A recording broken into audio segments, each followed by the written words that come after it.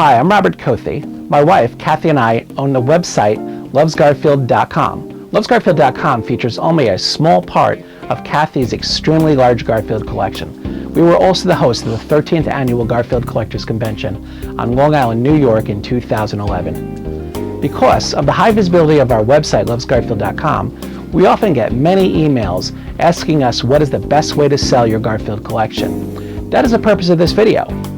Some people who ask are actually the collectors themselves.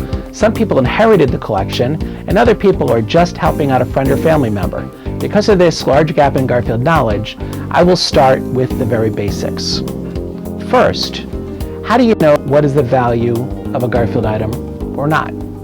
Except for a few consistently high-selling items, it is our experience that Garfield collectors will usually go after what makes them smile and what they are interested in.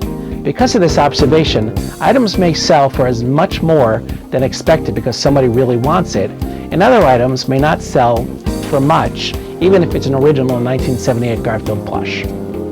We find that Garfield collectors sometimes have themes. For example, my wife tends to purchase beach items and boating themed items for someday that we own a second house in Florida. One collector likes Garfield cowboy themed items. Another person gravitates towards clocks and mugs. A fellow collector on Long Island has every Christmas ornament ever made, as well as the full Christmas village and Christmas sculptures. Another collector will buy anything with Garfield and golf. And some people might only buy Odie, Arlene, or Pookie collectibles and not Garfield. Because of this wide level of tastes and interests, it is almost impossible to pre-appraise Garfield items. I previously said that there are a few items that consistently sell pretty well.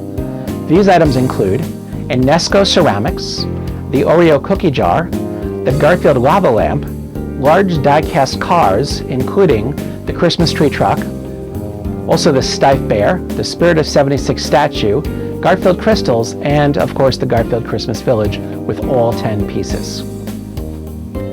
So how do you know the relative ages of Garfield items?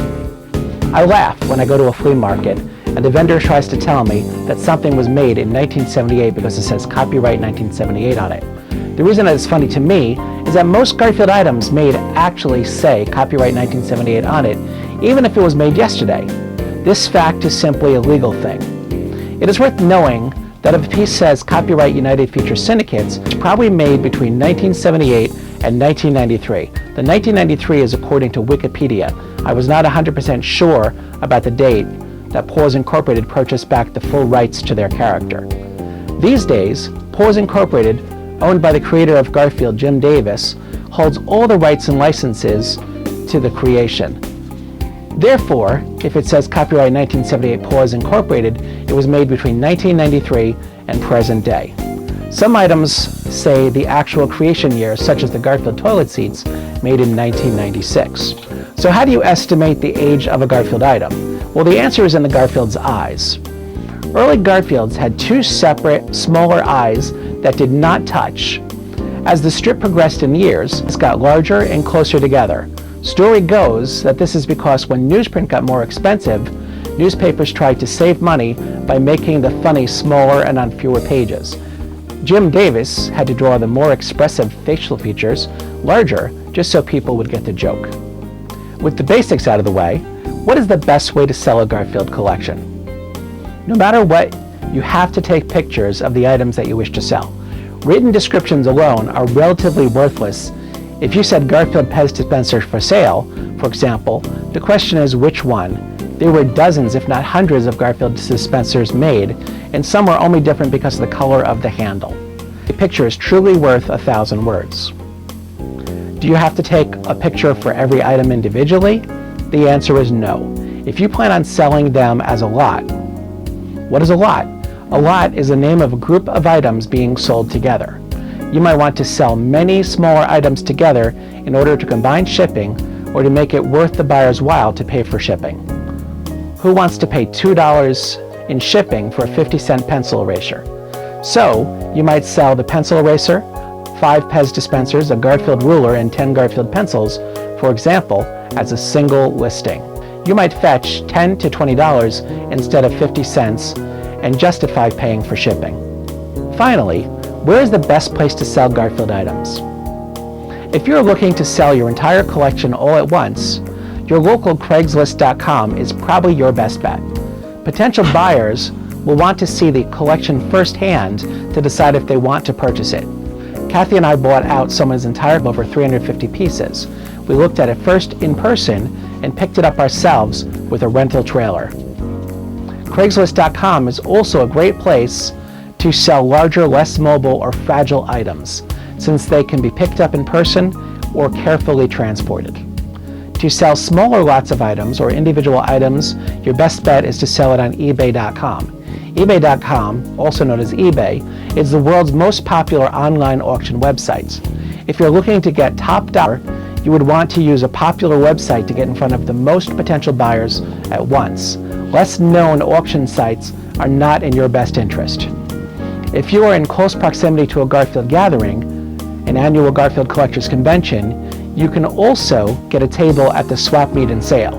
This is a least likely option since we meet only once a year, and so far it has spanned between Texas and the year Kathy and I hosted Long Island, New York.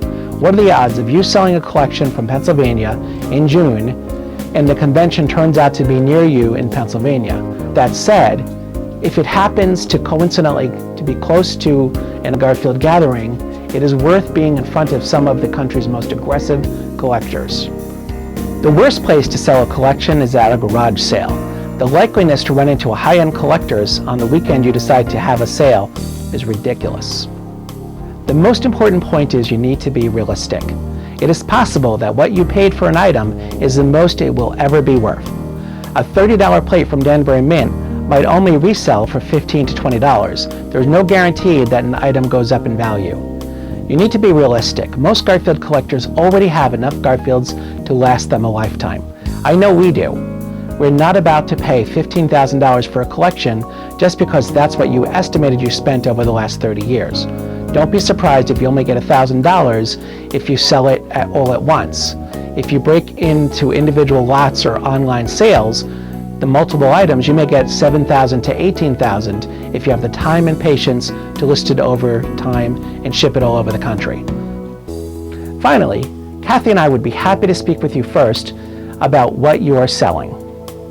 We may be interested in a few individual items if the price is fair, but it is unlikely that we will be paying top dollar for entire collections. Call me at 631-427-3292 if you want to talk and need some advice. We're always happy to help. We are less likely to answer every email since there is no guarantee that every message has made it to us past our spam filters. If we did not return your email, it is possible that we didn't get it. On behalf of Kathy and myself, we hope this helps you and thank you for watching the video. Check out www.lovesgarfield.com or our YouTube page for more information. Good luck selling.